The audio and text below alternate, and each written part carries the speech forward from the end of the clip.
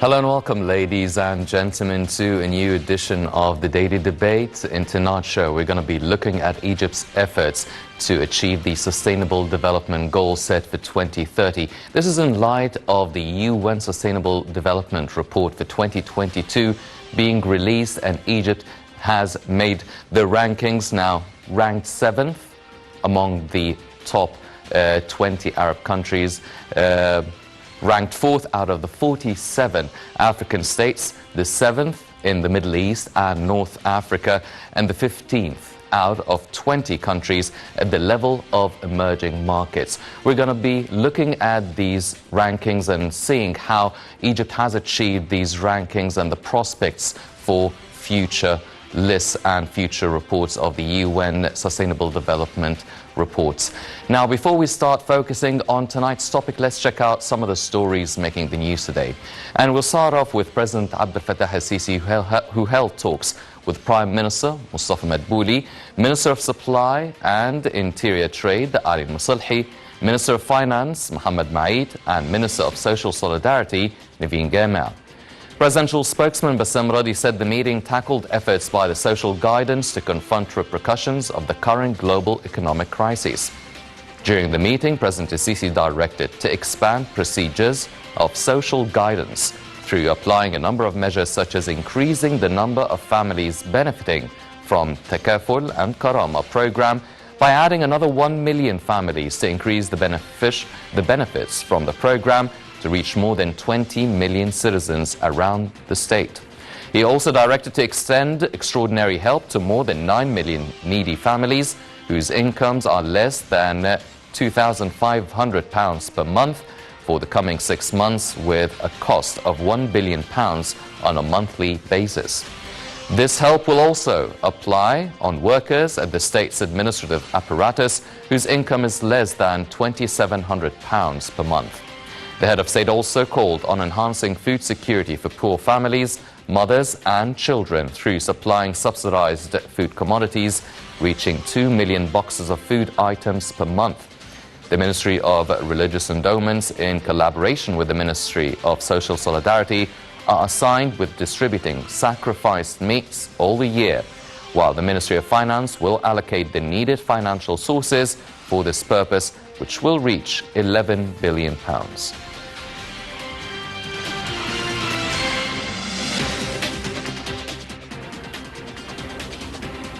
President Abdel Fattah al-Sisi also met with the Minister of Interior, General Mohammed Tawfiq, today. Now, during the meeting, President al-Sisi probed with the Minister security measures around the country.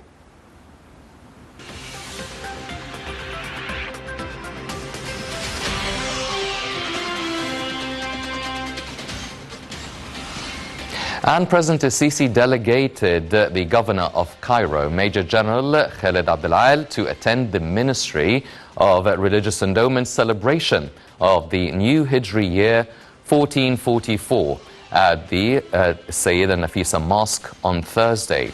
President al-Sisi also delegated all the governors to attend the celebration, each in his governorate. For his part, the Minister of Religious Endowment, Muhammad Mukhtar Goma, congratulated President al-Sisi on the new Hijri year, wishing all the blessings for Egypt and an increase in security, safety, progress and prosperity for our beloved country.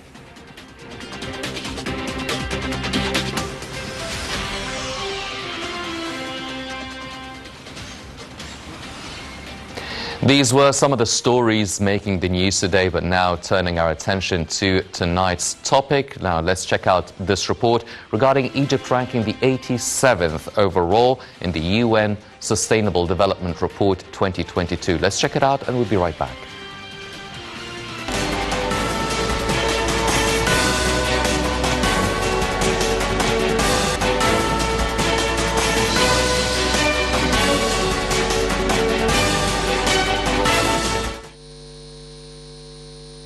Egypt ranked 30th in the Global Outreach Impact Index of the United Nations Sustainable Development Report by the University of Cambridge in cooperation the German Bertelsmann Stiftung Foundation and Sustainable Development Solutions Network.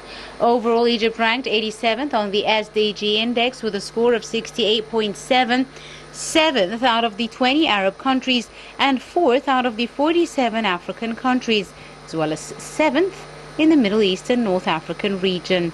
Minister of Planning and Economic Development, Hala Said, revealed in an official statement that Egypt outperformed in education, research and development indicators, health, well-being and demography compared to the performance of countries in the Middle East and North Africa and lower middle-income countries. Minister explained Egypt ranked 15th out of 20 countries at the level of emerging markets in 2022. She made it clear that Egypt got 68.7% in 2022, thus maintaining its performance as indicated in the report. As for the global outreach impact, the minister said the indicator measures the positive and negative cross-border effects from other countries. She referred to an improvement in the achievement of several sustainable development goals in the report compared to the previous year. The 2022 UN Sustainable Development Report refers to Egypt's performance in the areas of education, gender inequality, health and well-being, decarbonization of energy and sustainable industry, sustainability of food, land, water and oceans, sustainable cities and societies, and the digital revolution for sustainable development. It also refers to Egypt's superiority in education, research and development indicators. Also, the report presents data on countries' performance towards achieving the SDGs and points to areas that require faster progress. The SDS has been developed according to a participatory strategy planning approach, as various civil society representatives, national and international development partners and government agencies have collaborated to set comprehensive objectives for pillars and sectors of the country. Strategy considers equal opportunities for all and closing development gaps and efficient use of resources to ensure the rights of future generations. Welcome back, ladies and gentlemen. And now we're joined in the studio here by Dr. Batran, the Professor of Economics at Cairo University. Dr. Batran, thank you very much for joining us. It's a pleasure being here, as always. Dr. Batran, first off, well, before we start talking about the UN Sustainable Development Report 2022, one of the main stories making the news today was President Abdel Fattah el-Sisi meeting with the Prime Minister, and they decided to include an extra 1 million people into the Takaful and Karama project. So the amount of people benefiting from Takaful and Karama reaches 20 million people. Also, there will be more aid for people who are earning less than £2,500, and also for the workers of the administrative institutional governmental apparatuses earning less than £2,700. Now, all these measures trying to deal with the economic crises and the inflation that is hitting Egypt among the rest of the world, how do you see these measures, these decisions taken by the President and the Prime Minister?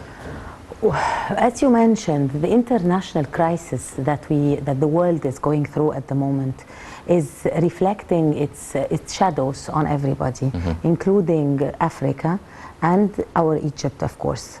So the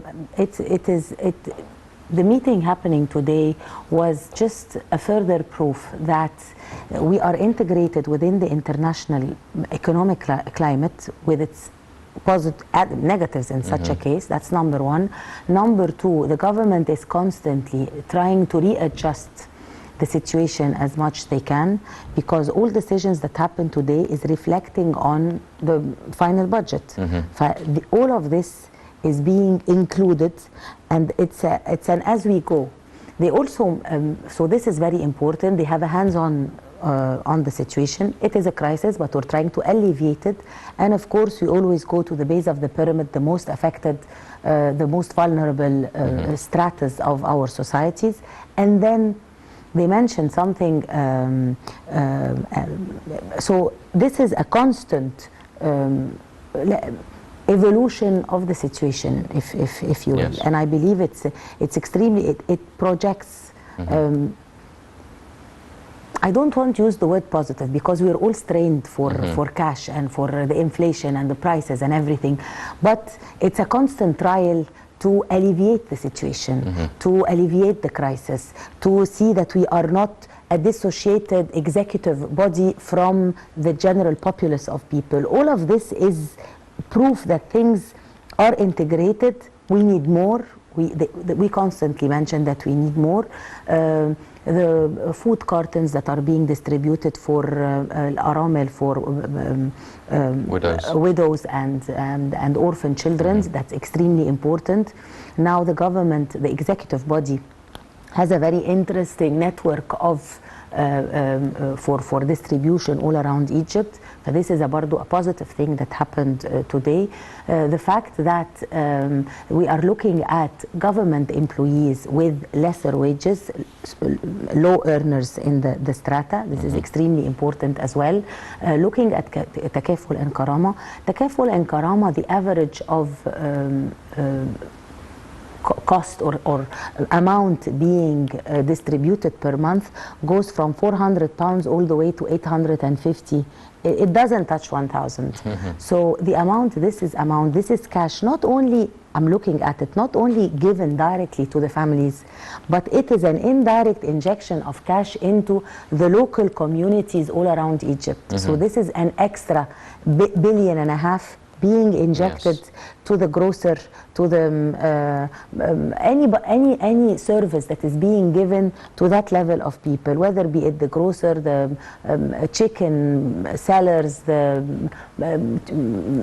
meat, and then again you say meat and chicken is very expensive, but all the basic necessities, this is cash from the government directly into the local communities. Where do those widows live? Where do those special families live? They live in certain communities. Some of them rural, some of them more suburban, but they live within the local community. So people are thinking, oh, they're giving me 500 or 600. No, it's where do you as a person spend the 600? I go and get something for a child, something that is needed for home. It's ready cash to be spent. This is definitely not going to be saved. So this actually is a double push. The push for the people, letting us know that we feel for them and we're trying to alleviate the inflation effects on them, and a push to the economics on a micro level. I hope I'm getting this point through. Thank you. Well, Dr. Batran, now the UN Sustainable Development Report for this year came out, and Egypt has achieved some progress. It is ranked the 7th out of 20 Arab countries, the 4th out of 47 African countries, the 7th in the Middle East and North Africa region. Now, this is progress for Egypt's ranking, but are we surprised that we are actually achieving this kind of progress during a coronavirus pandemic, during a war between Russia and Ukraine with all the economic repercussions of it? Or are we disappointed? Were we hoping for more? How do we translate these rankings? Are they good? Are they not good enough? Should we be aspiring for more? Should we be aspiring for more within a year? For the next, by the time the next UN report comes out? Egypt, I will tell you something. We should always be aspiring for more. That is a baseline for our for this era of Egypt. And we as people we're more optimistic than most. So we are optimistic people, always aspiring for more. This is put aside. Our rankings are becoming better. I don't want to say we're surprised because Egypt has been progressing greatly in a lot of international rankings. Its road system, its climate measures, its electricity grid, it's a lot of the things that are integral, essential infrastructure on an international, again, levels in relation. Number of accidents, nobody's mentioning that. So all of these are very important, and all of this affects our sustainable rankings as well. This is number one. Number two, I believe that by next the UN Sustainable Report, we are going to be having a better even positioning than the one we are having at the moment. Because Egypt, within the next year, we're going to pass through, within the report will be included the results of the COP27. And this is a major event happening in November of this year. Yes. We have all the countries of the world attending, but the thing is, it's not a regular COP, in my estimation, because our president with some of his executive body visited Germany, as you know, and they attended the forum, the Petersburg Forum.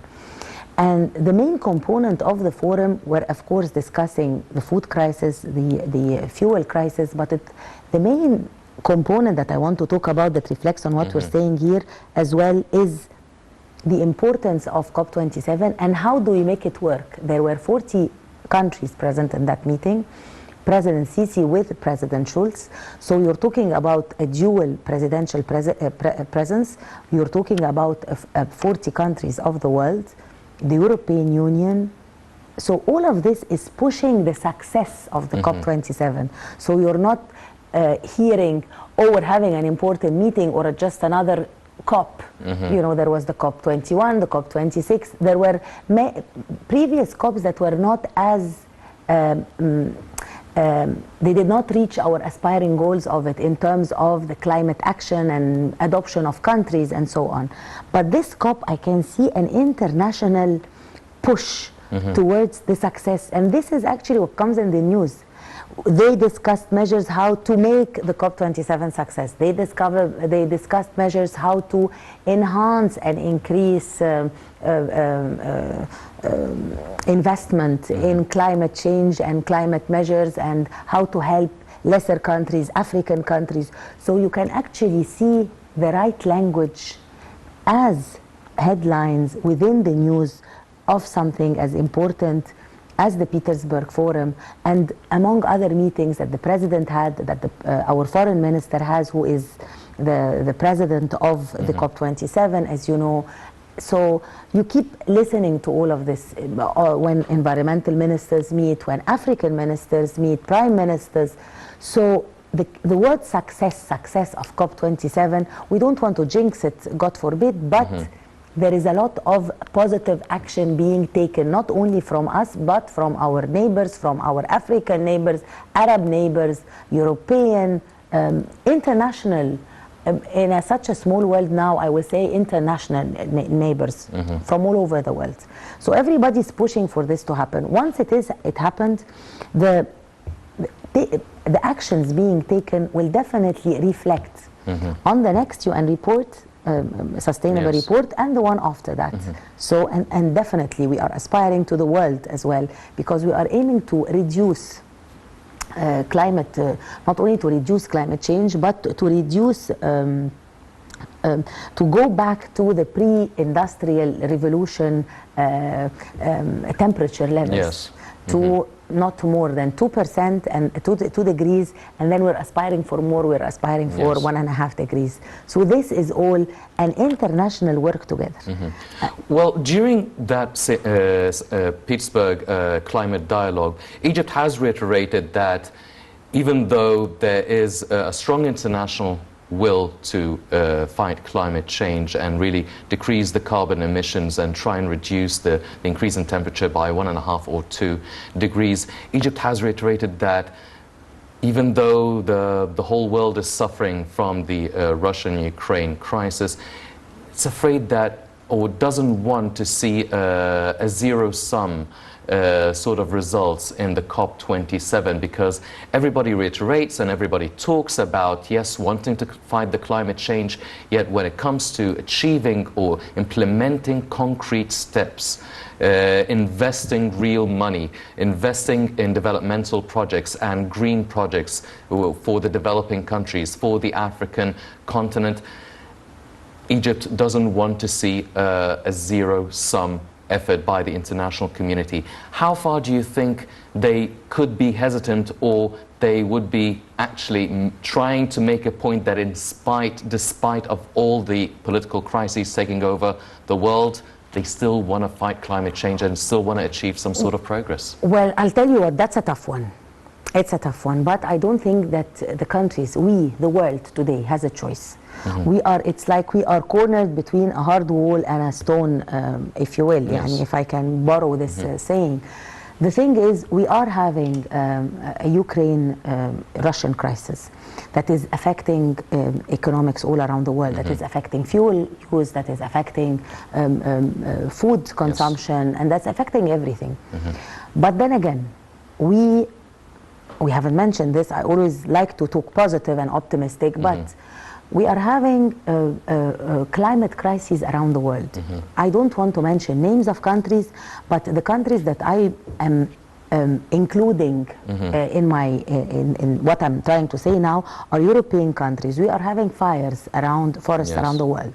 We are having increased levels of water going into shores in prime locations around the world and populated locations around the world. We are already reading in the news, as you are reading a headline of a Russian-Ukraine issue or crises, you are reading within the news as well, within the same newspaper, within the same news feed that keeps popping into all our phones and our gadgets at the moment is a fire in that place. It can be European, it can be Asian, but still there is every day, this last maybe 2-3 weeks, you are reading about floods, you are reading about an eruption of a volcano, you are reading about, so climate change or climate effects and climate action, this is what I want to say. Climate action is not a choice anymore. You can see it happening.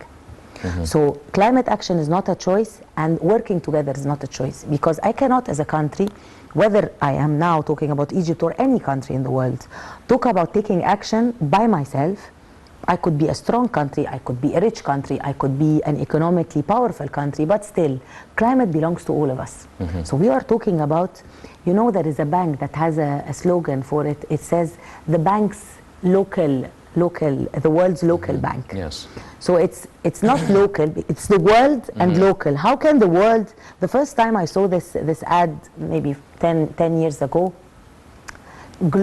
global and local, the world and local. How can you be the world and local? Climate is the world, but it's locally, it's everywhere. Yes. We are cornered as a human race of today. It's not easy for us. Yes. But then we need to be innovative, be creative, work together, brainstorm, and this is what's happening, like the Petersburg Forum and other forums that will take place on various levels. We need, and believe it or not, I'll tell you something, and I know you want to intervene now, but I'll tell you something. You know that our ability to be creative and to think out of the box and to think differently and to get solutions for problems and get out of crises is affected by the level of greenery that surrounds us, the level of natural conditions, trees, seas, good clean air. All of this is affecting even our ability to produce. So when we are talking about, so climate action is not only important for our future, it's not only important for our food, and we are having a food crisis, it's not only important for our air that we breathe, but it is important for our creativity and finding ways to get out of this. So the more we leave it, I don't think that we're going to be able to be the creative, active, optimistic, global community or global, even youth, global youth that we are today. Yes. Well, Dr. Batran, you've mentioned the climate action, and Egypt is now really fighting on two fronts. It's really trying to achieve the Sustainable Development Goals that are slated for 2030, and also being the host of the COP27, really wants to achieve significant, tangible success for climate change. Now, trying to achieve both goals. Now, does one hinder the progress of another? Does it make it harder to try and achieve sustainable development, yet at the same time try and cut down on carbon emissions, turn into a green economy, being an environmentally friendly country, do they get in the way of each other's progress, or do they actually help each other? Does it make it much more of a financial and administrative burden trying to fight on both fronts? Actually, that is a good question, and I'm jumping to answer that. Egypt has had, or is having, a very interesting model into dealing with your question. I'll take the Ministry of Kahraba, of Electricity, as an example. The Ministry of Electricity, we had an issue of electricity at 2014, 2015, kicking off this era or this regime in Egypt. We had an issue. They actually have a very interesting presentation. They said, we have a major problem. We want something quick to solve the immediate problem. We want something medium term, and we want something long term. At the time, we only had nearly 20,000 gigawatts of electricity. We needed an extra 6,000. Today we have 52. Okay, so you're talking about 2.5 times more the amount of electricity.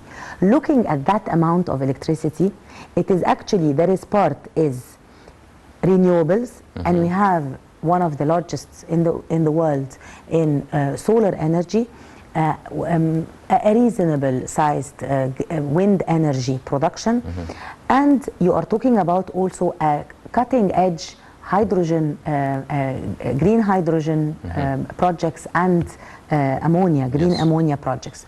So looking at that picture and looking at also, and part of the electricity grid, you would read or look at the projects that they had. Some of the projects are using fossil fuels, and some of the project could be switched, so it's switchable. So doing the project, creating the infrastructure, it's a sustainable infrastructure. It can go both ways. If I need to use a regular fossil fuel, I can, but I can also use solar energy as a switch. And so you can see even in the grid, they have a very interesting diagram looking at how much is pure fossil fuel, how much is totally green, and how much is interchangeable.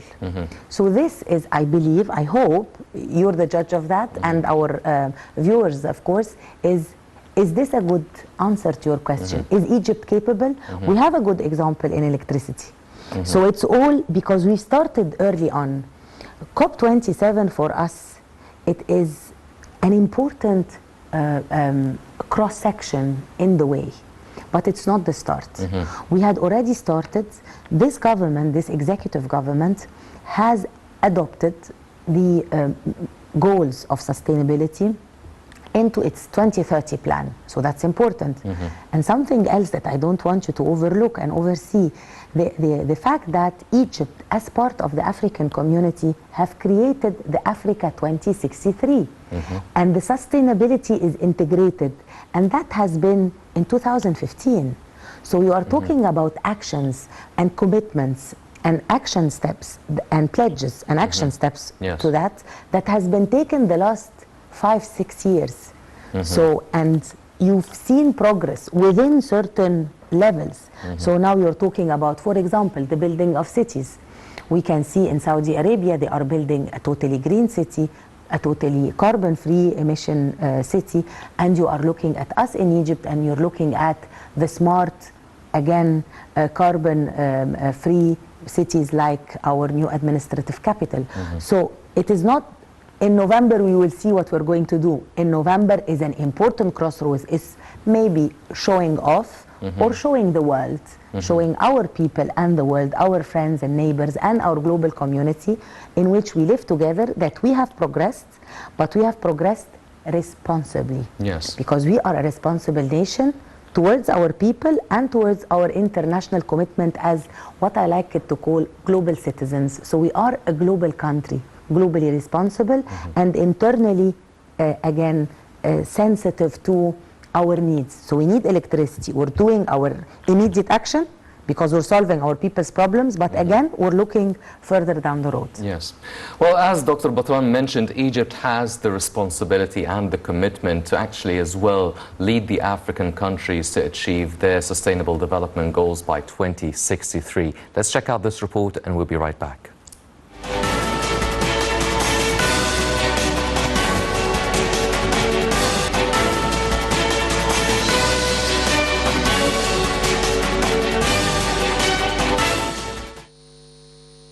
Egypt seeks to crystallize a joint African vision that accelerates the Sustainable Development Goals agenda and climate action, as well as boost the African intra-cooperation in partnership with global and regional partners. The country faces challenges with significant political and economic repercussions, which are being reflected on the African continent, mainly on its food security, energy security, health, economy and social aspects. That confers on the state a responsibility of helping African economies be resilient against external shocks.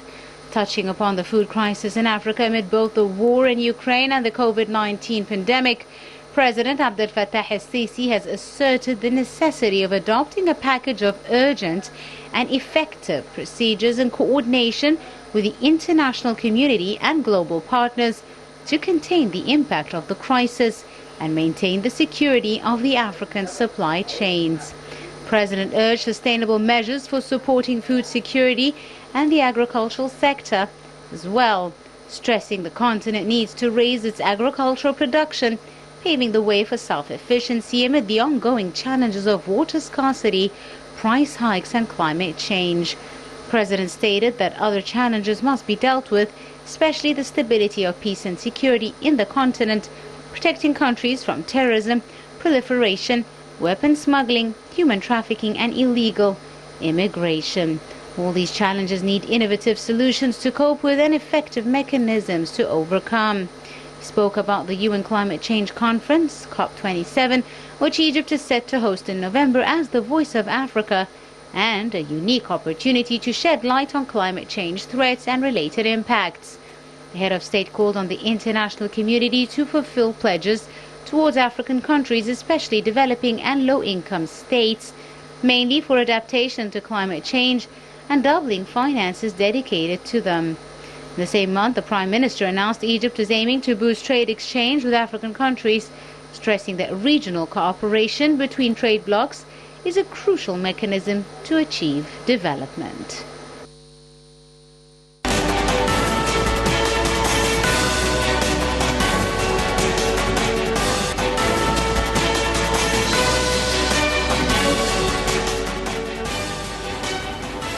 Welcome back, ladies and gentlemen, continuing our discussion with Dr. Batran.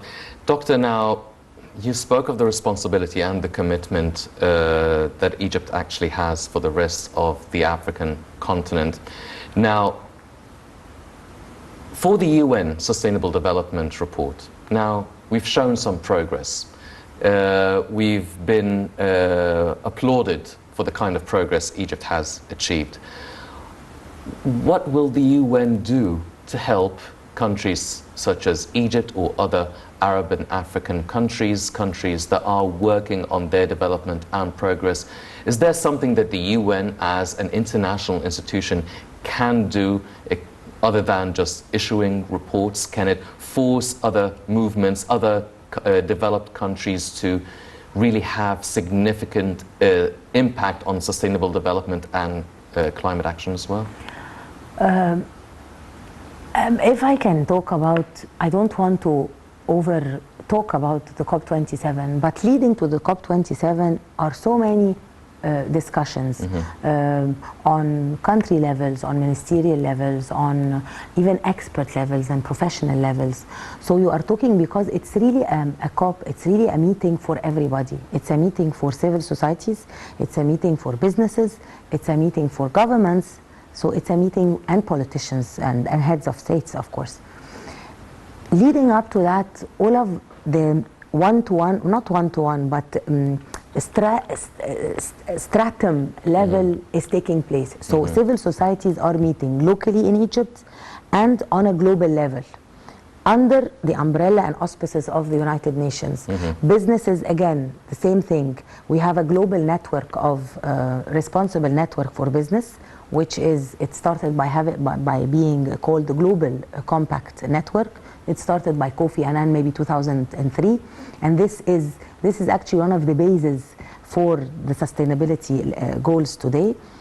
If we talk about this, we have as a network constant meetings and data and ideas and conferences, leading and discussions over the internet, Zoom meetings, now with the technology thing. All of this is leading up to an important event such as the COP27, but at the same time also leading up to the importance of sustainable agriculture, routes for sustainable agriculture, crops, and crops that would be good for the climate change. So healthy crops that would use less water, crops that would be collected in a lesser amount of time. And even Egypt as a country, I'm very proud to learn more recently about a very interesting Egyptian research for a certain type of rice that has been tried in, I believe, Gharbiya governorate by a certain Fallah whom and the Fallahs of Egypt have been supporting the country ever since time began. They have always had a role, and they have always helped support the growth and help maintain the stability of the country. So I'm really proud of our Fallahs. Talking about this particular gentleman grew a certain rice crop in a lesser amount. Usually rice takes 160 days, 50 to 160 days. So that's 4 months. They managed to produce in his land a crop of rice in 120 days using, I believe, 26% only of water used in a regular rice crop. So all of this, again, this is education. So research is being done all over the world. Proudly to say Egypt is among those places. We have stories of success that we are of piloting success. Inshallah, hopefully it will be a national and then an international success. So this is important in terms of research, under, again, auspices of the United Nations, in terms of discussions under the umbrella of the United Nations goals and aims, and very importantly, under the umbrella of financing and investment. So the United Nations, as a multilateral international entity, is getting countries, donors, richer countries and lesser, with other countries who are less fortunate on an economical level or a financial, actual money level. I don't want to say economic because there are some African countries that have massive resources that are untapped. So financial resources, that it's getting all of this again together, and it's emphasizing the fact that we are all work together. We need to work as a global community, looking at the lesser countries, and helping each other towards a common goal of survival. So research, so discussions, so financing, all of this is getting ready the world, not only to COP27, but getting the world ready to maintain and implement sustainability within all sectors. Well, Doctor, now Egypt is also proudly involved, because we're running out of time, so this is a quick question. Egypt is proudly involved in a lot of developmental projects within the African countries, working on infrastructure, using our expertise in the Decent Life Initiative, having the know-how, working in the energy sector, the health sector, the agricultural sector. So we're actually working, having a hands-on, really a tangible production, tangible cooperation with the African states for them to achieve the Sustainable Development Goals for 2063. How is this being reflected on Egypt? Is it political impression will be cast upon Egypt, economic benefits? How will this this sort of participation, the Egyptian participation, being affected, being looked at for Egypt? Our president and leader answered a question, I think maybe last month. He was being asked about Egyptian leadership within the region, and he said, we are very happy that Egypt is back on the leadership position. He answered, and he was quite firm and said, leadership is not the issue anymore. It's an old concept. Now we are working towards a common and group effort. So this is the idea. We're working as a teamwork. Yes. The exact translation for English is eluding me now, but he mentioned that we have to work together. This is the starting point, I believe, to answer your question. It's important to work together, not only for a political reason. If we're talking climate, we're talking for existential reasons. It's important politically, of course. We need to work together for a lot of reasons. Economically, 90% of the world's resources and richness is present in Africa. That's important. And under Egyptian instigation and, again, teamwork, we have worked greatly on the topic of a free trade agreement for African countries. So this on an economical level. So politically it's important, climate for our existential level, politically working together, economically it's extremely important for achieving the results that we want, for achieving sustainability. And sustainability, economical, it's not only sustainability, we're not talking about financial sustainability for everybody, we're talking hope for our nations, we're talking work for our youth. All of these are grouped under our new republic and the new visions and ethics of a republic, maintaining our culture and maintaining the cultural heritage, maintaining our heritage and helping them, integrity, working together, all of this. So it's really an important topic. Thank you for the question. Dr. Batran mentioned it. Egypt is living up to its ethical heritage, its role within the Arab world and the African continent, not just by achieving higher rankings within the UN Sustainable Development Report, but also leading the way for climate action for the country, for the African continent, and hopefully for the rest of the world. Unfortunately, that's all the time we have for this edition of the Daily Debate. But before we go, I'd like to thank my very distinguished guest, Dr. Maël Batran, the Professor of Economics at Cairo University. Dr. Batran, always a pleasure having you. Thank you very much. Thank you very much. Pleasure is mine. Ladies and gentlemen, please stay tuned for more coming up on Nile International. I'm Henny Saif. Thank you for joining us.